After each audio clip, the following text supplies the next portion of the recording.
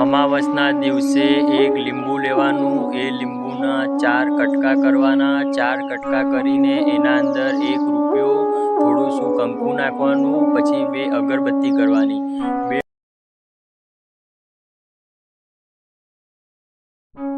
જય માતાજી મિત્રો, રામ માળી રામ।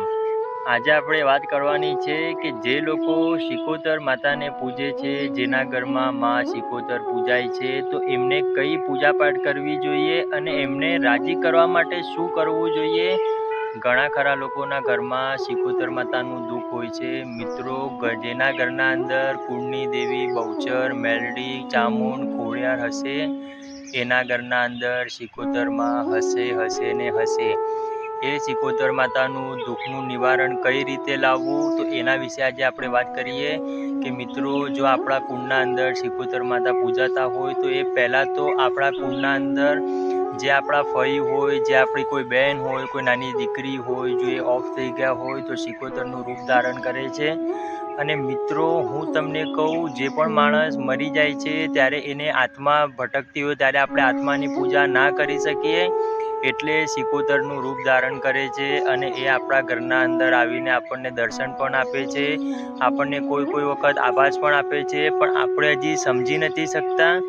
અને જેના ઘરના અંદર શિકોતર માતા પૂજાતા હશે, એના ઘરના અંદર તમે જોજો સંતાનનું દુઃખ હશે, કોઈ જગ્યાએ લોનનું દુઃખ હશે, કોઈ જગ્યાએ મકાનનું દુઃખ હશે, કોઈ જમીનના કજિયા ઊભા હશે, ઘરના અંદર બધાના મગજ ગરમ પણ કરતા હશે। તો મિત્રો, આનું નિવારણ શું લાવવું, શું આખી જિંદગી શિકોતર માતાનું દુઃખ આપણા ઘરે રહેશે અને ના રહે, તો એના માટે આપણે શું નિવારણ લાવવું જોઈએ, તો હું તમને જણાવું કે આપણે ઘરના અંદર એક સરસ પહેલાંનું એક ઉદાહરણ આપું કે 2 ભાઈ હોય, 2 ભાઈ વચ્ચે એક માં હોય અને એ માં ધામમાં જતા રહ્યા, એટલે કે એ મરી ગયા અને એમના મરી ગયા પછી એ જ્યારે શિકોતર માતાનું રૂપ ધારણ કરીને આપણા ઘરના અંદર આવે છે, તો એક ભાઈને નહીં, બંને ભાઈને સાથે મળીને એની પૂજા કરવી જોઈએ। એનું કારણ એક જ છે કે જ્યારે એ માં તમને સાચવતી હતી ત્યારે તમે બંને ભેગા હતા। માતાજીને આજના ડેટમાં મિત્રો એવું થઈ ગયું છે કે 2 ભાઈ હોય તો એક એના રીતે માતાજીનું નિવેદ કરી દે, આ ભાઈ આના રીતે એનું નિવેદ કરી દે, એ ના ચાલે। સંપ રાખવો જરૂરી છે। દેવના કામના અંદર તારું મારું અહમ ના રાખો। અને જેના ઘરના અંદર દુઃખ હોય, ઘણા લોકો એવું કહે છે કે શિકોતર માતાને અમે પૂજીએ છીએ તો અમારા ઘરમાં દુઃખ ના રહેવું જોઈએ। જે નહીં માનતું એને જઈને તું તાર પછાડ ને એને ધૂણાવ ને એને હોસ્પિટલમાં ભેગું કરી દે। મિત્રો, આવી વાણીનો પ્રયોગ ના કરવો જોઈએ, કેમ કે શિકોતર માતા કોઈની નથી, જે માં એની માને છે, માં એની જ થાય છે। તો આપણે ઉપરથી એવું કહેવાનું કે માળી, જે રીતે તે અમને જગાડ્યા એવી રીતે મારા દીકરાને, મારી બહેનને કે અમારા ઘરના અંદર કોઈને આવીને જગાડ અને દર્શન આપ, તો એ લોકોને પણ માનતા કર, એવી વાત કરવી જોઈએ। આપણે એના બદલે માતાજીને તું તારી કરશું, માતાજીને એવું કહીશું, ચેલેન્જ આપશું કે અમારા ઘરના અંદર તો તારો દીવો ને અગરબત્તી થાય છે, અમને હું કાંઈ હેરાન કરે છે, જે નહીં માનતું એને જઈને તું તાર પછાડ, એવી વાણીનો ઉપયોગ ના કરવો જોઈએ। અને શિકોતર માતાનું દુઃખ કઈ રીતે દૂર કરવું એ પણ હું તમને જણાવું।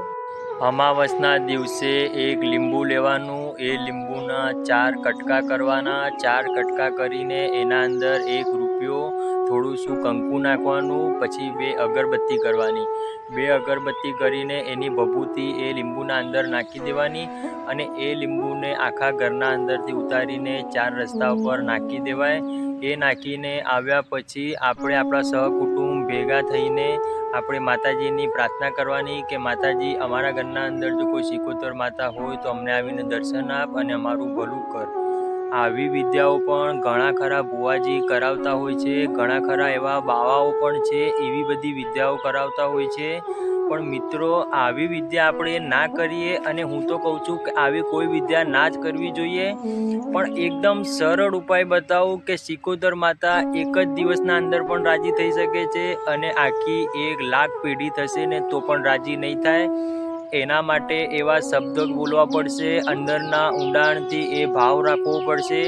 તો હું તમને જણાવું કે કયા શબ્દોનો પ્રયોગ કરવાથી સિકોતર માતાનું દુઃખ તો દૂર થશે અને માળી આપણા ઘરના અંદર સુખ શાંતિથી જેવું આપણે વિચારીએ છીએ કે આપણે એમને દીવાબત્તી અગરબત્તી કરવી છે, એમને બેસાડવા છે, એમની પૂજા કરવી છે, તો એવી પૂજા આપણે કરી શકીએ. તો હવે જુઓ સિકોતર માતાનું દુઃખ નિવારણ કઈ રીતે આવશે. તો સૌ પ્રથમ તો ઘરના જેટલા પણ ભાઈ હોય એ ભાઈને બધાને ભેગા થઈને બેસવું છે. એ બધા ભાઈ ભેગા થઈને માતાજીની પ્રાર્થના કરવી છે. એ દિવસે માતાજીને સિકોતર માતાને ચોખા ચડાવતા હશે, કોઈ લોકો થાળી નારિયેળ કરતું હશે, કોઈ ખાલી નારિયેળ પણ આપતું હશે. તમે જે રીતે તમારા વડવાઓ જે કરતા આવ્યા છે એને નિવેદ આપવો છે. સૌ ભાઈ બધા ભેળા મળીને નિવેદ આપ્યા પછી માથે એક રૂમાલ રાખવો છે. એ રૂમાલ રાખીને કાનની બૂટ પકડીને 17 વખત માતાજીના આગળ શીશ નમાવવું છે અને એક જ પ્રાર્થના કરવી છે કે માળી અમે જેટલા પણ ભાઈઓ છે, 2 ભાઈ 5 ભાઈ જે પણ ભાઈઓ છે, અમે ભાઈઓ આવી રીતે સંપીને રહીએ અને અમે આવી રીતે સંપીને તારી પૂજાપાઠ કરીએ, એટલું અમને બળ આપજે. અને અમારા બધા ભાઈઓના ઘરના અંદર જે પણ નાની મોટી તકલીફ છે એ તકલીફ દૂર કરવાની જિમ્મેદારી માં તારી રહેશે. કેમ કે અમે તો કાળા માતાના માનવી છીએ, અમારાથી તો ખોટું થવાનું જ છે.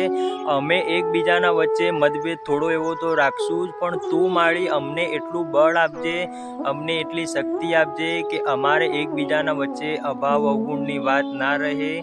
મિત્રો, આવા શબ્દોનો પ્રયોગ કરવો જોઈએ. માતાજીને ધૂપ દીવાબત્તી એ દિવસે અગરબત્તી પણ આપવી જોઈએ અને ભેળા મળીને સિકોતર માતાને પ્રાર્થના કરવાની અને પ્રાર્થના કરીને એક જ દિલથી ખરા ઊંડાણથી ભાવથી એક જ પ્રાર્થના કરવી છે કે અમારા સૌનું ભલું કરજે માં. તમે કોઈ પણ ઠેકાણો હોય, અમે તને હજી સુધી જોયા નથી, પણ જો ખરેખર તું અમારા ઘરના અંદર પૂજાતી હોય અને અમારા સપને આવીને વાત કરતી હોય તો ખરા મનથી તને આજે નિવેદ પણ આપીએ છીએ. આજે અમે બધા ભાઈઓ ભેગા પણ છીએ અને આજે સાચા મનથી તારી પ્રાર્થના કરવા માટે અમે બેઠા છીએ. મિત્રો, હું તમને જણાવી દઉં કે ભગવાન માટે જો તમે 5 મિનિટ કાઢશો તો ભગવાન એનું ડબલ કરીને આપશે. એટલે જ્યારે પણ તમે બધા ભાઈઓ ખરા મનથી બેસ્યા હશો માતાજીના મઢ આગળ, ત્યારે એનું ફોક નહીં જાય. એ જેટલા સમય તે માતાજીની પ્રાર્થના કરી, જેટલા સમય માતાજીની પૂજા કરી, એનું ફળ તમને 100% મળશે. હવે ઘણા ખરા ભાઈઓને મારે એક જ વિનંતી કરવી છે કે તમે તમારા કુટુંબના અંદર ગમે તેનાથી દુશ્મની હોય, ગમે તે ભાઈ પ્રત્યે અભાવગુણ હોય, પણ તમે એક વિચારો, 2 ભાઈ હોય કે 5 ભાઈ હોય, એક ભાઈને કાંઈ થઈ ગયું તો તમારું કાંઈ લૂંટાઈ જવાનું નથી. ઘણા ખરા ભાઈઓ રાજી થતા હોય છે કે ભલે એનું એવું થયું.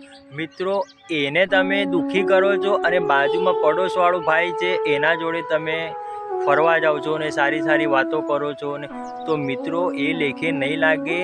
પહેલાં સૌ પ્રથમ આપણા ઘરના અંદર આપણા ભાઈઓ છે, આપણી બહેનો છે, એના અંદર સંપ રાખવો છે. અને જે મિત્રો આ વિડીયો જોવે છે, ઘણા ખરા ભાઈઓને એવું હશે કે અમારી જમીન પડાવી લીધી, અમારા પૈસા લઈ ગયા, અમારા ઘરના અંદર મારામારી કરી, અમારા મા બાપનું ઘણું ખરું વેચી માર્યું, ખોટી લતે લાગી ગયો, એવા ભાઈઓ હશે. એમને પણ મારે એક જ પ્રાર્થના કરવી છે કે તમે મોટું મન રાખજો, તમે થોડું જતું કરજો. તમારા થકી જો કોઈનું જીવન પરિવર્તન થતું હોય, કોઈ સારા માર્ગે આવતો હોય તો એ રસ્તો પહેલો પકડાવજો. કેમ કે ભગવાન તમારું પણ 100% ભલું કરશે.